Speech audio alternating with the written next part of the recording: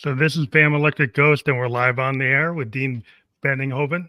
You're a certified hypnotherapist and a hypnosis instructor. Welcome to the Fam Electric Ghost podcast. How you doing? I'm doing great, Phantom. How are you? I'm doing fine. I'm living Good. in this great state of New Hampshire, and All we're right. having a kind of overcast day, but it's all good. The leaves are turning, so everything's fine. Well, it's a beautiful fall day here in Tacoma, Washington. That's where I'm at. Awesome. So we always like to start the podcast with a couple questions we ask every guest. One of the things we found that's interesting, what we like to ask is, what motivates you and why do you do what you do? Oh, that's a great question. What motivates me is learning and teaching about hypnosis, doing hypnosis with my clients. You know, hypnosis is a willing uh, co-creation. So if a person isn't willing to do the hypnosis with me, to take that ride with me, then we're going to be limited in how much success we can have. So I see my role as a hypnotist as being a guide, a coach, a teacher, and a cheerleader. The good news is with the hypnosis, you already, all of us, have this hypnotic state as a part of our everyday life experience. Really, what I'm doing is I'm showing and teaching those clients how they can use their own hypnotic state to create powerful change. I think that was question one. What was question two? Well, it's basically like what you why you do what you do, Mm, and what motivates you, but it might be in the same space. yeah. It's just Well, I'm motivated because hypnosis changed my life. A little over 20 years ago, I was in a serious car accident, and I broke a bone in my neck, mm, and it was tremendously painful. That pain and the uh, recovery process was very slow. You know, 20 years ago was right in that time frame when they would back a truck full of opioids up to your door and tell you to help oh yourself. yeah, And you know, that's not really a recipe for success. no, And when I was finally realized it was time to step away from that, um, I was left with a lot of pain. And you know, I couldn't work. I felt really stuck, really frustrated, and I didn't know how I was going to go on. And I happened to read an article about them doing neck surgeries on people in Belgium using only hypnosis and no other kind of anesthetic. And I thought, well, if they can do that, maybe I can do something with my neck. mm, So I called around my local hypnotist, but I didn't really have any money to pay somebody like me. So I ended up going to the library. I got all the books I could find about hypnosis and started teaching myself. And it took me about 4 months or so of working by myself to be able to manage that uh, pain element. And then from there, it sort of rippled outwards to working on emotional stuff and anxiety and things like that. I had a lot of trauma early on in my life that really fed into and affected how I responded to the car accident, if that makes sense. that makes a lot of sense. But maybe we got to get to the core of like what is hypnosis so people can fully Oh, understand it, because I understand like you're using it in this in like maybe a non-conventional way or a way that I hadn't heard of to mm-hmm, solve like a pain in your neck, mm-hmm, or that kind of pain management right. instead of using opiates. But the whole concept of hypnosis, maybe people need to have a like a primer on it. Sure, sure. Well, this is a really, really critical aspect because many people still misunderstand what hypnosis is. And that's a huge part of my mission. One of the reasons I'm here today is I really want people to understand that you already have experienced hypnosis. Every single day, we pass through these phases of hypnosis. So when you're daydreaming and you get Mhm. that sense like, oh, you're dumped back into your body when you come back to the room and you think, oh, was I drooling? Is somebody looking Yeah. at me? That's a hypnotic state. It's a light hypnotic state, but it's a hypnotic state. When you're driving the car and you get where you're going and you realize, oh, that was fast, or I missed my exit. Well, that's a pretty profound hypnotic state. And driving the car is one of those situations where we tend to go into hypnosis very, very readily because It's like the body knows what it's doing. The conscious mind is just focused enough on the road, and that sets up an ideal situation to go into hypnosis. And in fact, the words that I use to bring people into hypnosis, Phantom, those words are called the induction. The Mm. only tools that I have are my words, my voice, and my client's imagination. So when you're in the car and you're driving along and you go into those hypnotic states, um, that's exactly the state that we want to get you into.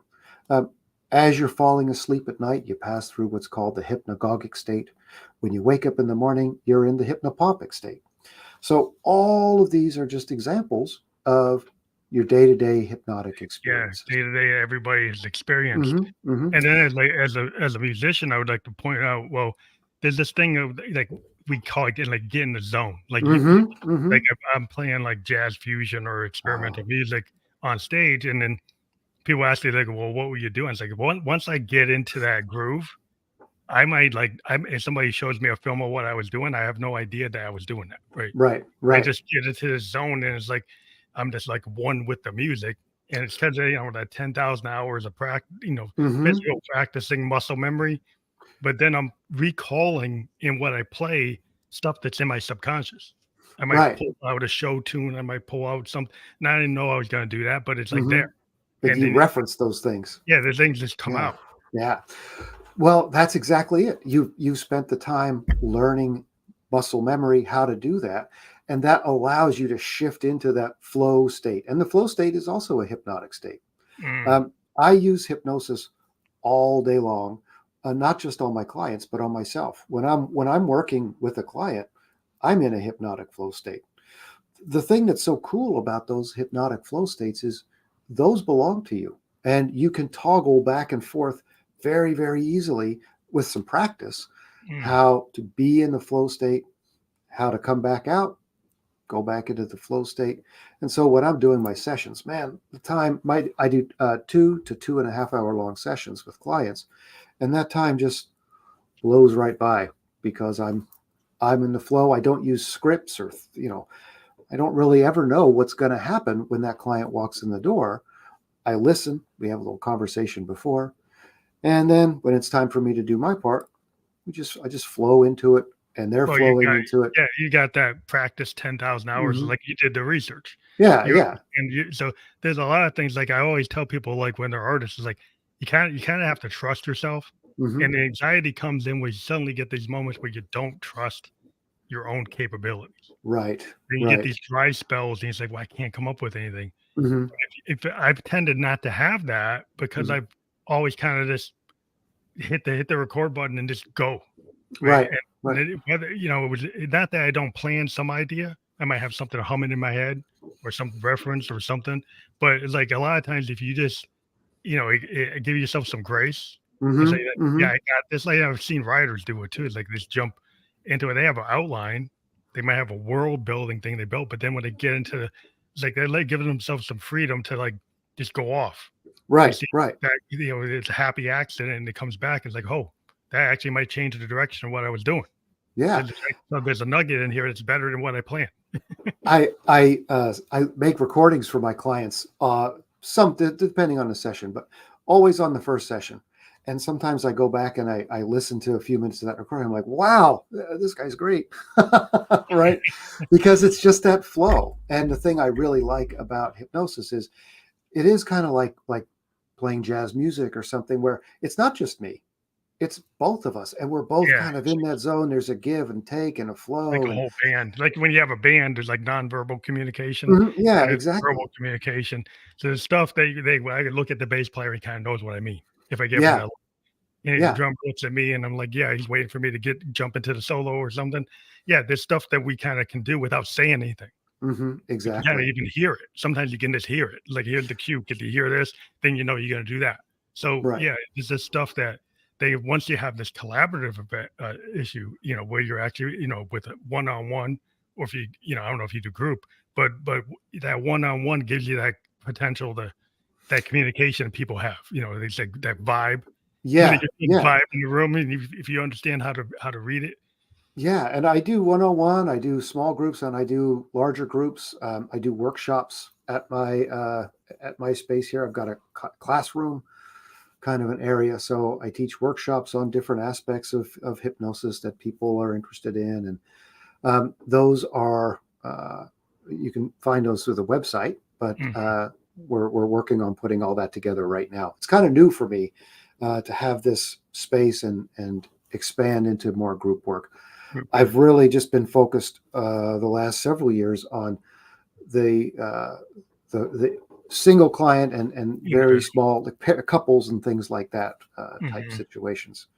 That's interesting because in terms of like what hypnosis can be used for, like it's like you maybe you have like microcosm, like individual issues, and then you have people that have maybe like macrocosm issues within group structures. Like if you have a workplace, Sure. maybe they're having like a group issue, like at a macrocosm level rather than at the microcosm level. Well, one of the things that I've discovered is that anxiety is such a macro issue, right? So many people struggle with anxiety, and the anxious response starts in your subconscious mind. It starts below the level of your conscious awareness. If it was conscious phantom, you would control it. But as we know, if you've ever been anxious, man, that's hard to control. I used to be a guy who'd get hauled away to the emergency room a few times a year with panic attacks and anxiety and terrible anxiety. And they give you a shot or a pill, and they tell you you're just having a panic attack. Well, if you're a person who's suffered through that, there's no just about it. You literally feel like you're dying. It feels like you're it's like totally unsafe. You're running into like the wolves at the door. Right. And all of that is how our subconscious mind protects us. That's one of the main jobs of the subconscious mind. It's your autonomic nervous system. So that's your heart rate, your breathing, digestion, blood flow, all of that stuff. One of the groups of people that I work with is people who have IBS, because IBS is one of those problems that's really, really affected by things like anxiety. Yeah. It causes anxiety, and then it creates this kind of feedback loop. It's like keeps on going in a circle, like it causes it, but then it is the cause. Yeah, exactly. And so it's important to know that your subconscious mind is always going to be like an overprotective parent. And I've seen people's subconscious minds make them physically sick, have all kinds of health problems. And it's because the subconscious mind is using your physical health as a way to pull you back from the brink in its worldview, and keep you from getting into a situation that subconsciously you see as very, very dangerous. Yeah, and in the modern world, like the wolf at the door could be a trigger word, or like a vision or visual that you see that triggers something. And right. Then boom, you're in it. Right. So you're just like I get, I've understood is like I try to use like art therapy as like music as a catharsis. So if anything I've gone through is kind of really boiling up, I kind of put it into the piano. I put it into the guitar, I put it into bass guitar, I put it into whatever instrument I'm playing, like a sax or whatever. And I find it like once I get through that and I've kind of addressed it, I've kind of worked it through it, like looking glass, and I've actually gone into the depths of it and tried to put it out. Writers will do it too, but you still have to talk to people. Sure. But if you find a way to do like the art therapy of being a creative, if it's that person, but if you don't have that, some people feel they don't have it. But I think everybody's creative. I think everybody does something, but they might minimize it because they think they have to be Da Vinci. Right. Yeah, it's William Blake, and you don't. Yeah, it's so therapeutic, and you're absolutely right. When you can channel that feeling into something, lots of us have had the experience of being upset, angry, or anxious, and you get in the car and you go for a drive. And if you're angry or upset, after a few minutes, you're still thinking about that thing that really got you going, but the emotional part gets quiet. And that's a byproduct of going into even the very lightest hypnotic states, like you do. Mentioned driving kind of hypnotic. So if you do the driving, it would like a walk in the woods, because they say there's a famous poet is that nature is the cathedral. Right. So if I go walk in the pines, like the New England pines, like on the Merrimack River Trail, I go walk that. Right. That can get rid of a lot of stress. Like if my boss is giving me a hassle, like you didn't get the deadline, like wait, I'm going to walk away, take a half-hour walk in the pines, right, come back, then I redirect instead of getting all freaked out. about Hmm. the fact that you say, "Oh, you missed the deadline." It's like, well, let's kind of give myself a little space and then come back to it instead of being so frenetic about it. Right. Well, visual artists, they're constantly getting that perspective, right? Step back and look at the work from a different perspective. That's what a walk in the woods, that's how I use hypnosis in a lot of senses, going into these light trance states to think about things. The subconscious is also the creative part of your mind. Hmm. Subconscious is 90 to 95% of that unit that we call our brain. The electrical impulses that it runs off of are going to the subconscious mind. Yeah, there's a lot going on because like I Hmm. sound like waking dreams. Like you feel like if you get in this kind of the idea of the flow state is like Hmm. sometimes it just feels like you're in a dream, but you're awake Yeah. and things that just happen. And in terms of like the creativity, I've talked to painters and photographers and anybody who's like an artist, Hmm. and Hmm. they tend to access that. And this idea, like your Victorians get about the muse. Well, the Right. muse is kind of external and external, I mean internal. Like Right. this stuff that's like my subconscious, and there's stuff that's outside. And I might Right. have seen something or heard somebody say something or seen something that triggers something, but it's also in that's external, but there's internal stuff that's going on in my subconscious mind that triggers that too. Right. Right. Yeah. The subconscious is always there and learning and growing. The thing that I like people to understand about how the subconscious mind works is, if you picture your subconscious mind here and your conscious mind over here, the conscious mind for what I do is just kind of the lens that tells your subconscious how it's going to respond to any given situation. But a way to think about it is in between the conscious and the subconscious mind, there's this other really important part called the critical factor or the critical faculty of the mind. And that is a guard that's there to protect your subconscious mind and keep all of your patterns of thought just the way they are today. Hmm. Most of us acquired all these patterns of thought from the time we're born to today. But from the very early part of life, from the time you're born to somewhere between 7 to 10, that guardian part is not there yet. So everything that happens early on in your life just goes in and forms these patterns. And then this guardian part comes online about 7 to 10. And the thing that's really fascinating about it, Phantom, is it only lets information into your subconscious mind that agrees with what you already believe. Oh, So put you in a box. yeah, so you're kind of in a box that way. And that's the entire thing about hypnosis. Why it works and how it works is uh, when you're in hypnotic states, driving the car or daydreaming, that guard part goes offline. Oh, So wow. So you're you can able to access open it up a little bit, or the you can open it operating system. Yeah. Can you You open act it all the way, or you like just little pieces of it open up over time, or is it how does it happen? Does it happen in stages? Well, that's a really, really interesting question. It's always kind of opening and closing, I guess, during the normal flow of your day, right? You're daydreaming, it's open. The conscious mind and the subconscious mind in that moment are communicating about what's just happened over the last few hours. What within what's happened over the last few hours is going to go in my forever storage because the subconscious mind is forever storage. Uh, and what things can I forget about? Like, where did I leave my car keys? Right? Doesn't really make sense to remember forever where you just put your car keys because you're going to move them again. There's a certain kind of weird logic to the way this works. But when you're in hypnotic states, um, that tends to be a much deeper uh, state of hypnosis. And that's just through suggestion. So even in the very, very lightest states of hypnosis, you're more suggestible than you are any other time. So once I talk you to that place where you're in a light hypnotic state, I just use words like now go deeper. And your subconscious mind seems to understand that that's a metaphor. Obviously, I don't mean go deeper into the chair. It understands because the Yeah. subconscious speaks the language of metaphor.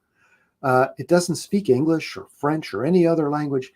It speaks in symbols and metaphors and things like that. So when you say deeper, You don't suddenly, understand. as the client, you feel, oh, I'm kind of just going deeper into it, more of everything I'm experiencing, heaviness or lightness, like my body goes to sleep, whatever it is. And, if your subconscious mind were to continue going forward in a normal setting, like at night, well, forward would mean go to sleep. I don't Mhm. want you to go to sleep in my office. That's an expensive nap. I want you to go down deeper and Okay. get into that state. And then that subconscious mind is very, very open, receptive, and ready for me to talk you and walk you through, guide you through a series of kind of exercises that are sometimes designed on the fly for you based on what your problem is. Mhm. So this is where you could actually kinda do some, reframing, or Hmm. if you're in that box and you keep on doing the same thing, because up to age 7, 10, you built that box. Right, But now right, you wanna kinda, well, that box isn't really useful now at age 45 or 50, right. and so, like, so you could start to create a permission structure to get outside of that box. Exactly. Exactly. The thing that's really important to know is how the mind works. If you remember Pavlov and his dog from school, right? Well, he had a dog. He'd ring a bell and he'd give the dog a piece of meat. So that's a stimuli: bell, response, meat, Mhm, or response. The dog would salivate, and the reward was he got a treat. What he learned by repetition, and that's what these patterns are. They're just repeated ways of thinking, being, or doing things, that you could take away the reward and you would still have the response to the stimuli. So for a lot mhm, of us, like with anxiety, there may have been times in our lives where we felt as young kids, uh, uncomfortable, unsafe, awkward, whatever it is. And the reward was, if you feel like you're on high alert, you feel like you're ready for whatever's coming. But you were never under any physical threat anyway. But that's just the brain way our brains are wired to work. Um, you can take away any reward that could have come from being on high alert, but once that pattern is wired in, if you're in a situation like a group of people, or having to talk to somebody new, or what I hear a lot is having to go to the grocery store. Sometimes it really stress ramps up yeah, that it's too old stress, response. Yeah. Now such there's a bad no, experience nowadays. yeah, yeah. And there's no real reward. It's just that this pattern is established. But what's important to know is it's just a pattern.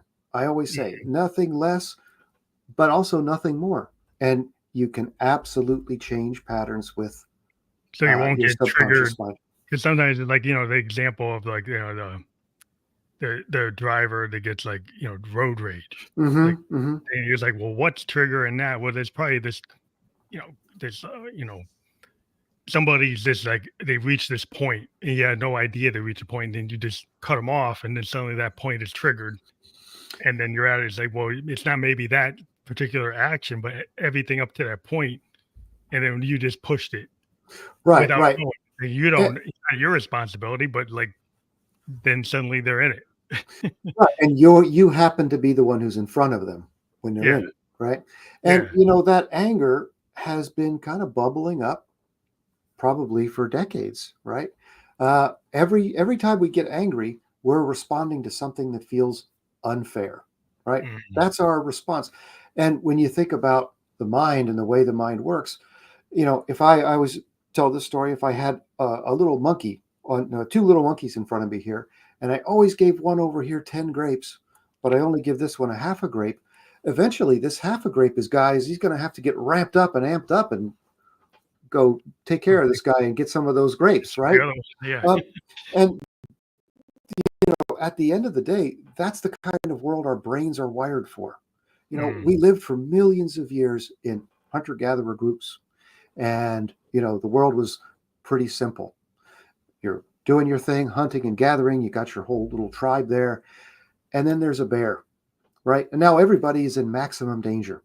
And so, what our brains do in that moment is your subconscious mind opens like a pupil in a dark room, and it sucks up all the information in that moment. Some things that you're conscious of, like where you are, what you're hearing, what you're smelling, things like that, those are things you might be consciously aware of. But those are what we call triggers. Now, in that same moment, your brain has also soaked up a thousand things that are only you were only ever aware of subconsciously. And those things can be just as powerful a trigger as the things that you're aware of. And that's what happens when people suddenly click into anxious. Don't know why it's happening, but I know it's there. And of Mhm. course, when things like that start happening and you start feeling out of control, well, now feeling anxious becomes something that makes you anxious. And now you're in this awful cycle that so many people can get trapped in. Yeah, that Um, loop. the important thing is to be able to stop that and redirect your mind. And that's what, when I work with people, and most of the people I see, Phantom, are referrals from doctors and therapists and people like that. And they're people who've been doing therapy for many, many years. And it's really, really helped. But they're still falling into these old patterns. And so then their doctor or therapist would send them to me, and I'd be part of that mental health team. And we're going to work on the pattern itself. So everything I do is very, very directed. I usually sit with clients 3 to 5 times to resolve things like anxiety, um, phobias, and negative reactions of all kinds. But typically, we can get in and get out. That's what we want to do. That's what we want hypnosis to be. It's not talk therapy. Get Mhm. in, target it. Get in, get out. Targeted, trying to find that trigger. Hmm. Y And yeah, and the other thing that's interesting about it is, when we have these events that cause the initial response, it's like getting a splinter that you can't get out. mm, And every time, if you had a splinter like that, every time you brush up against something, it hurts just as bad as when you first got it, right?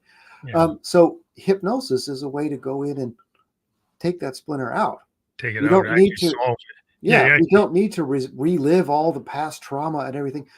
Obviously, something happened. You've got the symptom. So this is just take that splinter out. And then we want to look at that splinter under a microscope. And when you do, what you see is, oh, that's me, the person that I was when I got that response, when I first picked it up. So, same age, same worldview, same mindset.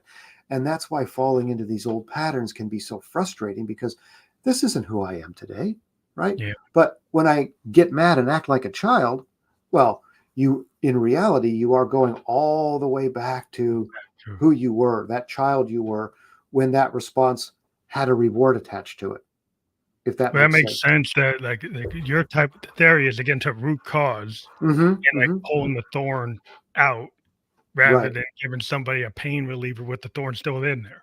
Right, right. If the thorn is still in there, you're eventually going to brush up against something that elicits that old response again, right? Yeah. So I do lots of single sessions for people who have, situational anxiety, and in those situations, we use a what's called a hypnotic anchor. So we bring them into a trance state, have them connect with a very good memory. Your memories are stored in your subconscious mind. The feelings that go with those memories are there too. We borrow a good feeling, and then we connect it to a physical anchor. For most people, it's rubbing their fingers together or something Oh, along some those kind of lines. physical pattern, So yeah. that, yeah, so that when you brush up against those things, for this is first session stuff. When you brush up against those triggers, you rub your fingers together and you bring your mind away from what feels bad and towards something that feels good. So we're connecting with that good memory feeling. We blow it up, we make it really big, really strong, and then we move through another few exercises where we're imagining in a hypnotic state a future where you're brushing up against those triggers in a calm way. And then you use the anchor again. So throughout that one session, we're reinforcing this idea that when I do this, I become calm. Our brains actually really like things that make us feel better when we feel bad, right? That's how people Yeah. get in It trouble with makes a lot of drugs and alcohol and stuff. So, 'cause you're giving them you kinda teaching your brain the rigor that a musician or an athlete goes through their training, part of right. their like in my rehearsals, like, I'm going through what's gonna happen at the show so I know how to handle it. Hmm. Hmm. Yeah, So repetition is the mother of learning, right? yeah. These old responses that we have, anxious or mad or whatever they are, those were ingrained because they were repeated over and over and over again. So I tell people, you may use your anchor 10,000 times the first few days. that's fine. That's 10,000 opportunities for you to wire a new response to an old trigger. Reprogram it. Well, your Yeah. brain's like the ultimate computer, man. I deal Yeah. with computers, but it's like, yeah, it's like if you can reprogram, then it's new instructions. Right. Right. Systems are kind of trying to model off a brain, but we're never fully there. Right. We still just 0-1, no matter what they say. Right. It's 0-1, yes, no. When Right. it seems like it's more sophisticated, but pretty much that's what it is. Yeah. Well, it's interesting when you start thinking about your mind that way. So many times we think, well, this is how I am, right? It's hard to change. And, for so many of the ways that we try to change, you have to realize that you're fighting against the way the brain itself is wired, right? It's designed so you don't change those patterns. If cars were outlawed tomorrow, hopefully, all of us are still going to look both ways before we cross the street, right? That's a hardwired response now. And if you live somewhere where cars can't go, and you walk across the street and you catch yourself looking both ways, why do I do that? There's no cars here. I don't need it But anymore. yeah, I don't need it. What's interesting with these kind of negative patterns is once you've brushed up against enough situations, it can take a month, it can take a year of just living your life, not coming back for sessions all the time. But once you start brushing up against situations where the old trigger would have been triggered and it doesn't happen, and it doesn't happen, and it doesn't happen, your brain will start to break up that old pattern, reabsorb the neural networks that support that pattern, because our brains are incredibly efficient. They don't waste neural networks. Yeah. It rewrites it with the new logic. Yeah, exactly. The new reality, the new truth. Yeah, maybe that pattern did make sense when you were 3 or 4 or 5 or 7 or whatever, but it doesn't make sense now. And that's we talk about agile software development where we go iterative development. So like we didn't know something yesterday, right? So we were in this pattern, but now today that doesn't make sense. So we'll rewrite the code to handle the system that we didn't know this, but now we do. So now we're not going to keep on doing that same thing. Could we just iterate to version 1.11? Yes. Or 130 or 114, and so suddenly that code is not there, or it doesn't handle that error condition. Doesn't need to go this way; it goes a different way. Right. And that's exactly it.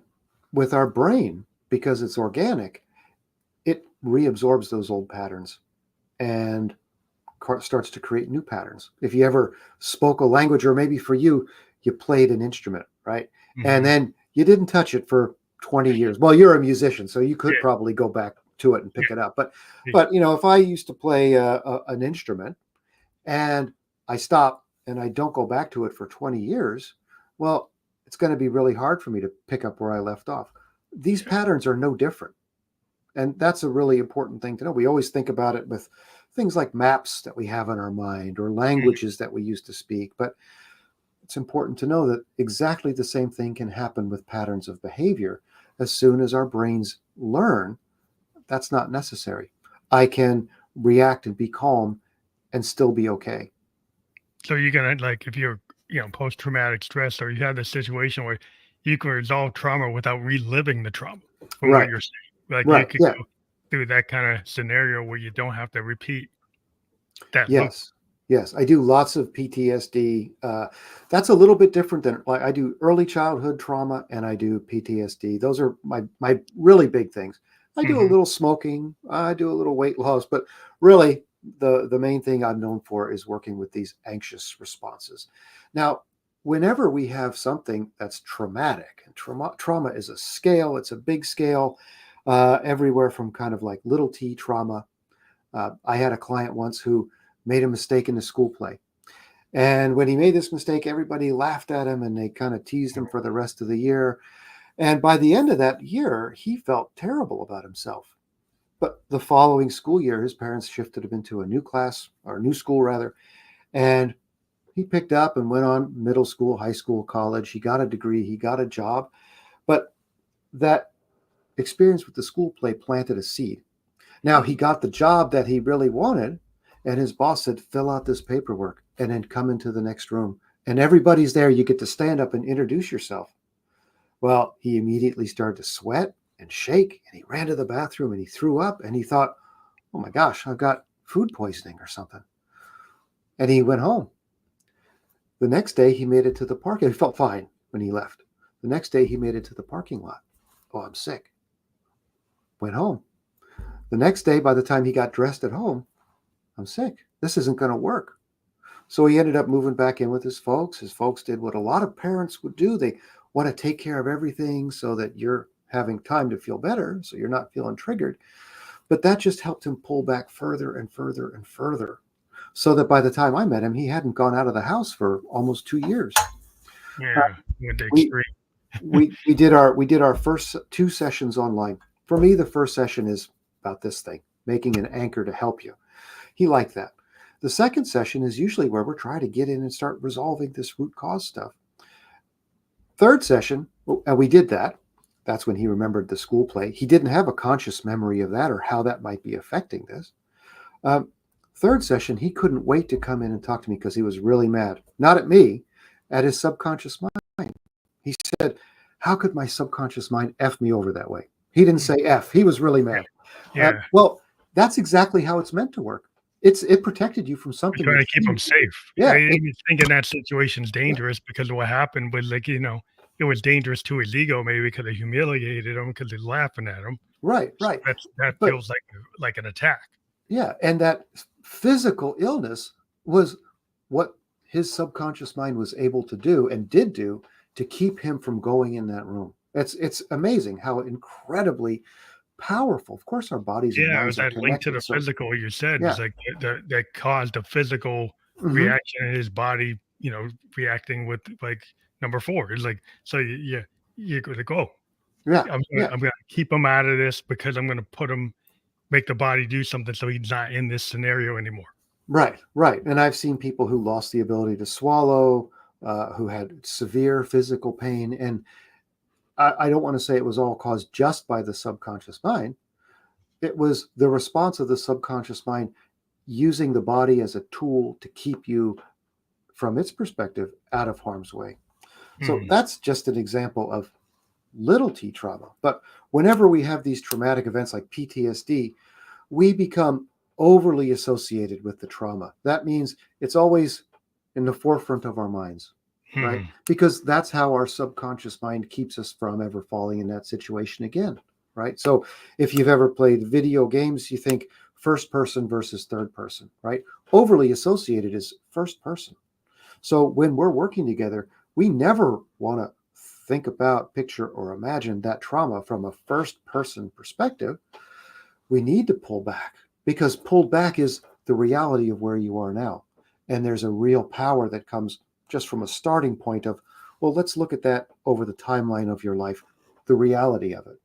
Because when you have PTSD, your brain is telling you you're in that situation all the time. And hopefully that's not the case. Yeah, you don't want to be replaying that traumatic scenario, because it could be a really violent car accident. It could be something from wartime. Yeah. A really bad bullying incident, or an assault. Yeah, all of that. Firefighters, lots of people, veterans, have had those kinds of post-traumatic stress-inducing events. So anywhere on that spectrum, from little t to big T traumas. I had somebody. I didn't think to mention, like, if you're an emergency worker, like an ambulance, like ER, firefighter, do they have it as their normal process to have therapy for the people in those jobs, so that they kind of decompress from getting hit with that, like, 24/7? Well, I can't speak to how it is everywhere, but I know in Tacoma, where I live, Washington State, there is more of an emphasis on it now. I think still within the culture itself, there's that sort of resistance, right? I'm okay. I'm fine. I don't need anything from anybody. And, that's it's defense mechanism. It's a defense. Yeah, it's a defense.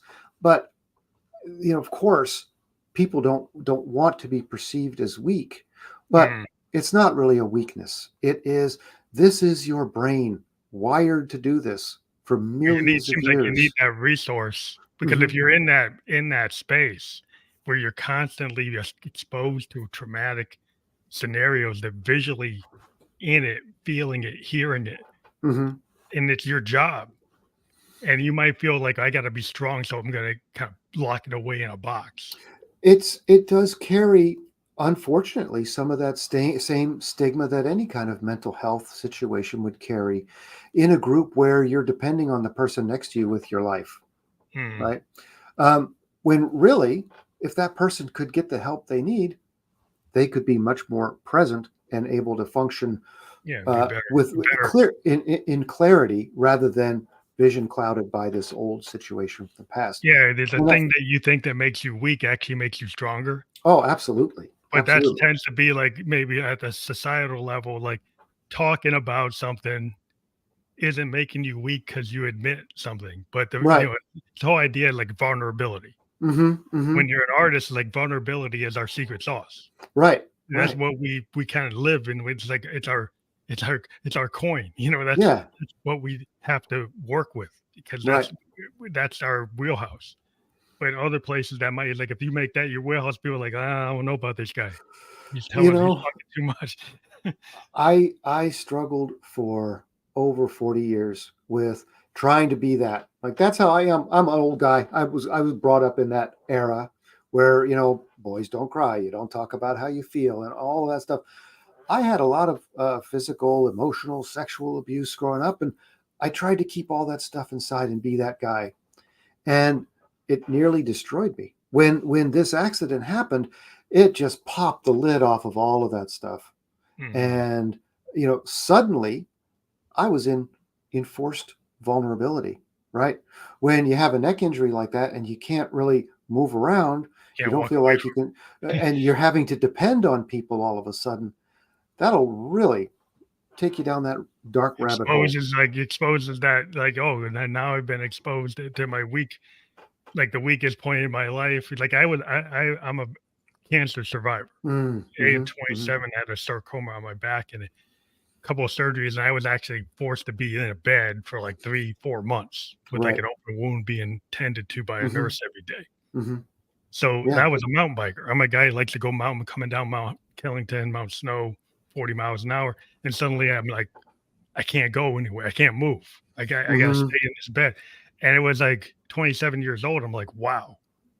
Right. You think you're indestructible at 27. That's why I was a mountain biking coming down Right. hills at 45 miles an hour. And then that happens, and you're like, changed my perspective big time. Sure. Sure. And that vulnerability, uh, it is a resource, and to be able to be vulnerable in this world takes a tremendous amount of strength. So I work with firefighters, police officers, veterans, and I give discounts for all those frontline people, nurses and Mm. ambulance paramedics, and all of those guys and women. Uh, and I've had clients from all those different elements of our Hilarious. society. Yeah. But what are some like uncommon applications that people like that seems like an obvious choice that maybe people Mm. didn't think about it, but other like uncommon applications for hypnosis that people maybe wouldn't have thought about. Well, pain management is one. Like a lot of people think smoking cessation, maybe fears and phobias. That's a pretty straightforward thing. Pain management is actually surprisingly straightforward. Not easy, but straightforward with hypnosis because pain. There is no perception of pain until that pain signal goes from the place where you're feeling it to the brain and back again. It's that relay. So with hypnosis, because it's the autonomic nervous system, it's that part of you that is feeling the pain, feeling or interpreting that signal, you can stop that signal as it reaches the brain and end that constant relay. It takes practice on the part of the client, but you can, I mean, I do that every single morning. That's how I wake up and start my day because even though I feel better and I'm able to move, I do still struggle with chronic pain every single day.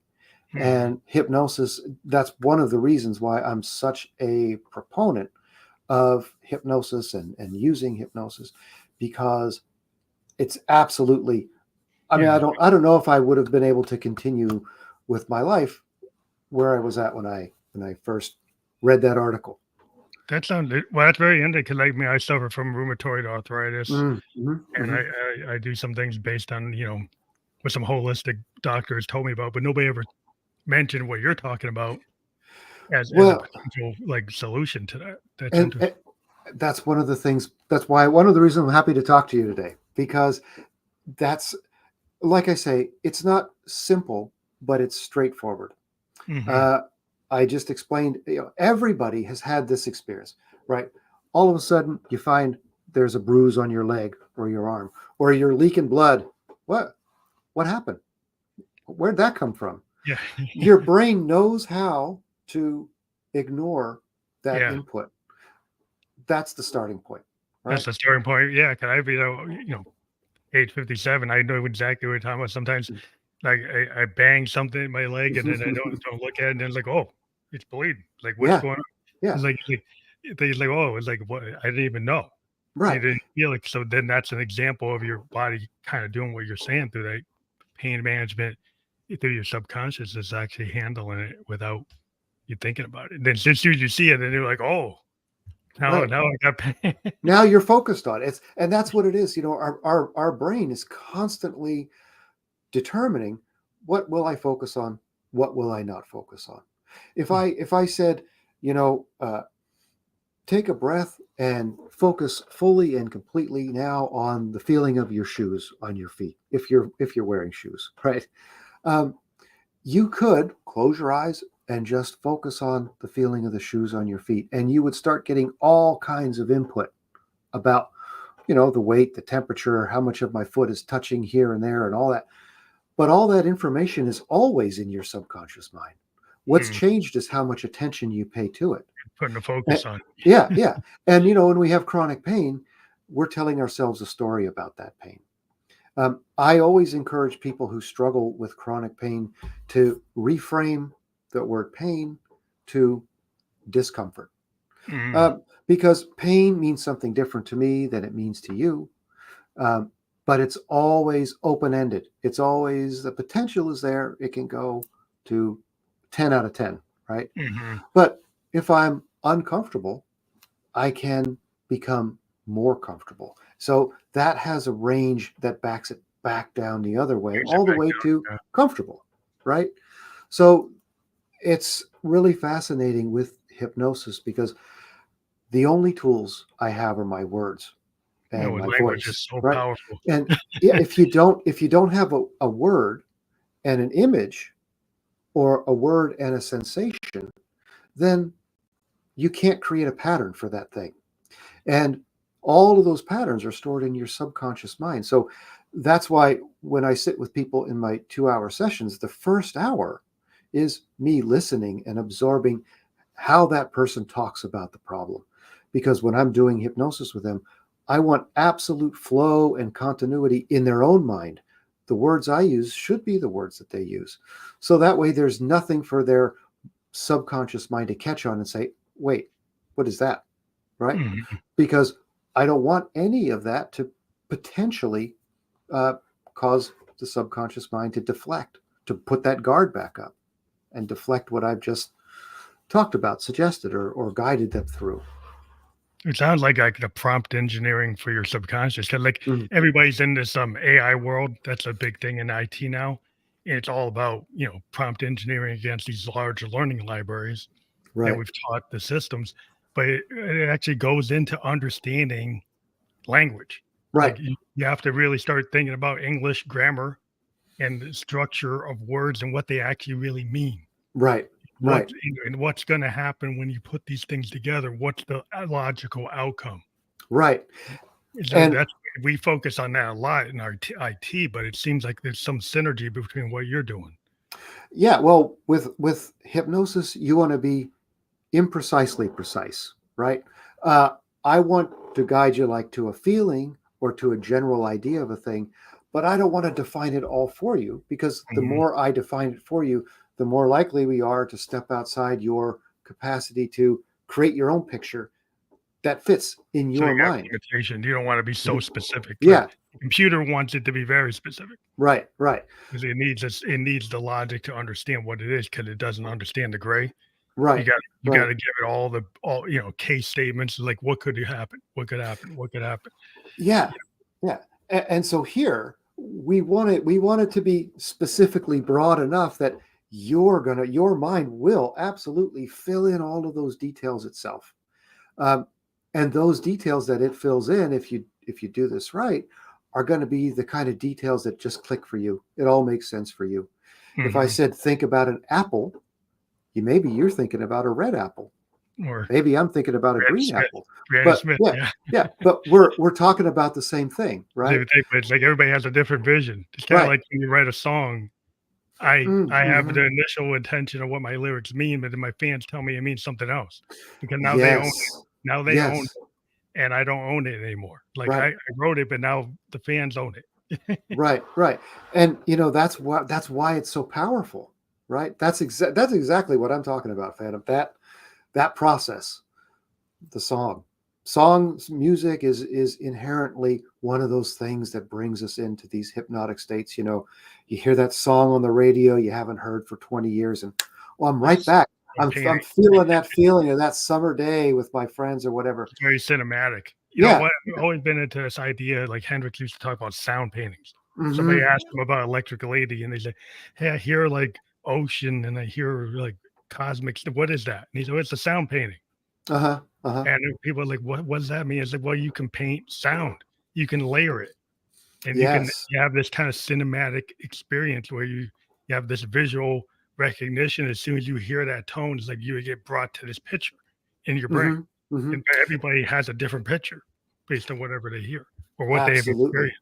Absolutely. And our brains are association machines. So, I like to create music on the computer. I'm, I'm not a musician by any stretch of the imagination, but I create these kind of soundscapes. And I Mhm, have this one particular soundscape that I play in my office. And after the first, so I do a consultation, and then if the person wants to, we can carry on with our sessions. But by the end of the first session, you've been hearing my voice and this particular soundscape for 3 hours. Your mhm, brain is associating that sound with my office, with doing hypnosis.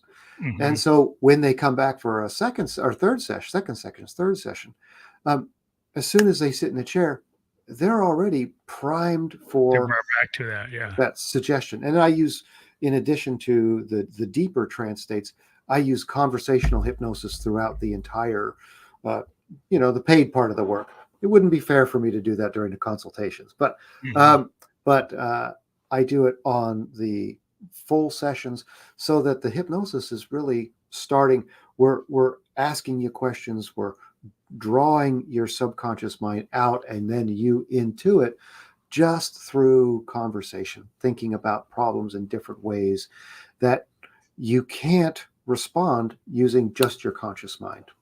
And that's a very, very powerful element of how we weave everything together in, well, that's the way I train people to do it. Not everybody does things the way I do. mhm. But in my program, I train people how to weave all of this together so that what we really want is the best outcome for the client in the least number of sessions, right? Because one thing about hypnosis is it's not typically paid for by insurance. Mhm. And so, as a hypnotist, I try to be cognizant of the fact that you're paying for this out of pocket. So, let's see how we can move through this efficiently. And the most efficient way is, in my view, this combination of the conversational stuff so that when you get to the part where we're going to go deeper now, get into this situation, this place, um, you're so primed and so ready to just let that thing go, that 45 minutes of hypnosis. And, many, many clients I see, we do get that thing resolved in one session. It's not going to be everybody, but for lots of things, that's the reality. The tools that's what I love about the tools is it removes your reliance on me and me alone and puts you in a position where I'm the one who's reinforcing these new patterns. I'm So the you, one who's in so, control. well, you get to people get to own like that going forward. They figure out a way to they can like handle the triggers Right. by having these new patterns to be employed. But do you ever find that you ever run into like seems like anybody could be hypnotized, but are there certain exceptions where Mm. certain types of people can't? That is a great question, Phantom. I've heard that question so many. I probably hear that question 2 times a week. Um, Everybody is capable of going into hypnotic states. As a matter of fact, hypnotic states are as necessary for living as sleep. Hmm. So, yeah, absolutely. If I have somebody in the office for 2 hours, well, usually we're drifting in and out of a light trance state every hour and a half to 2 hours. So, reliably, if you're there for 2 hours, you're in at You're least gonna be in it. some little dip, right? But um, the question is, are you willing? Now, willingness, you might really, really want to let go of that anxiety, but are you willing to trust me to guide you into that state so we can Trust do that? issue. Because some people are so on guard that it's You really can't let hard it go. for them to, Yeah, to even do that. And those situations are where the conversational hypnosis is so helpful because, you know, just while we're talking, I'm guiding you into that kind of a state where, you know, your defenses go down. Look, I don't have to be the biggest, toughest guy in the room. Uh, that's always for the other guy in the room, right? I'm just gonna guide you. You don't have yeah, anything to fear for me. I'm gonna sit over here on my half of the room. You'll be on your half of the room, and I'll be talking to you. I'll be listening to you, and through that process, I have to build up rapport and trust yeah. very, very Trust is like quickly. the big thing, right? A lot of Hmm. times people can't get you can't get into something without the trust. Sure, sure. And so if somebody's got their back up or they got their wall up Hmm. Hmm. because like they just are in that kind of state where they never trust anybody. Like they've Right. been kind of put in that scenario in their life, and it's a hard place. But given your expertise, you could probably readily identify that and learn like the techniques and how to reduce the defensiveness Sure. and work Well, past I tell you, having your doctor tell you to come see me and do this work, that a lot of people are very, very surprised, right? Very surprised to find themselves sitting at a hypnotist office because they thought all of that stuff was like what you see in the it. movies, Whoa, right? the Yeah, science fiction. yeah. And so the forward facing part of my practice is very much about there's science to back all of this stuff up. Hmm. And that's the way we approach it.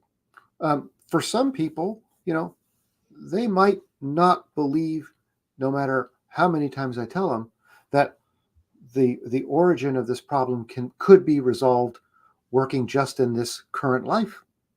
They need to go into a past life to work on resolving this.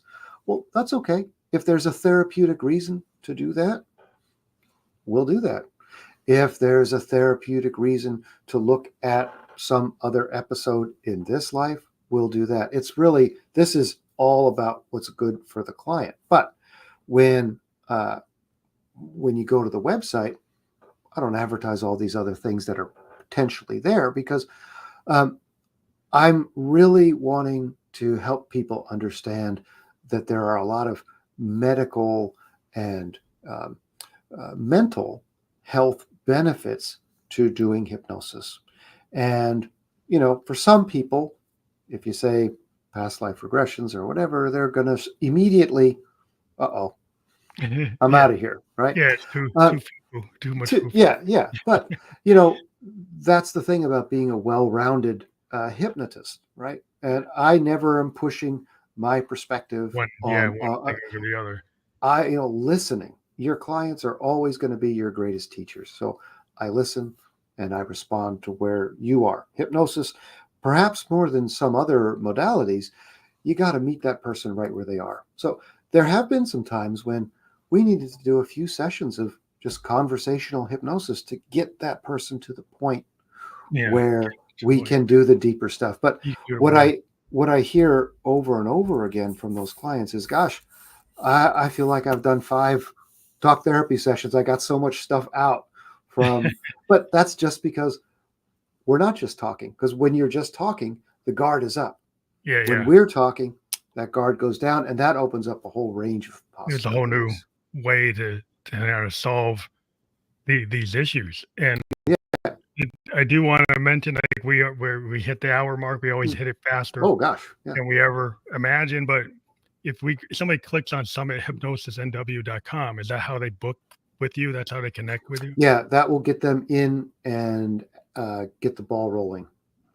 I also have a Summit Hypnosis Instagram, and that's where some of my soundscapes are up there with some Cool. kaleidoscopic images and some reinforcing powerful quotes. So if people are interested in any of that, they can access all of it through that main link.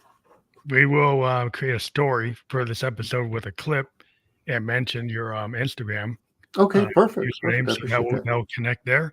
I do appreciate the time you spent with us today and to dive into hypnosis, and that is a therapy. And I do appreciate you being a guest on the Family Electric Coach podcast. It's been a really illuminating, and I don't think I've ever gotten into this topic in this particular at this depth before. So I'm very appreciative of what we were able to talk about today. Well, Phantom, I appreciate so much you allowing me to come on the show and have this conversation with you. It means a lot to me. All right. Take care. Good rest of the day. Good. Bye-bye.